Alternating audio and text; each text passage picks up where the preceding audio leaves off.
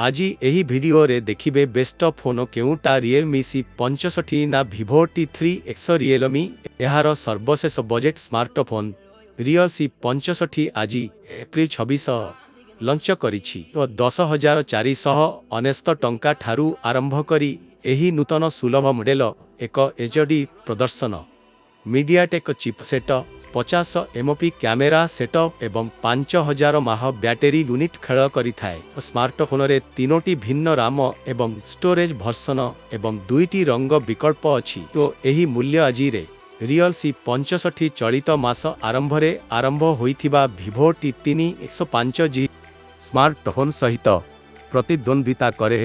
Vivoर सर्वशेष तथा सुलभ मूल्य रे 5G फोन स्नैपड्रैगन 6 जेन एक चिपसेट द्वारा चालित एवं 6000 माह बैटरी यूनिट पैक करे जहाँ 44W फास्ट चार्जिंग को समर्थन करे। तो दुईटी नूतन बजेट 5G स्मार्टफोन परस्पर तुलन रे किपरि तुलना करा जाए ताहा एठारे अछि।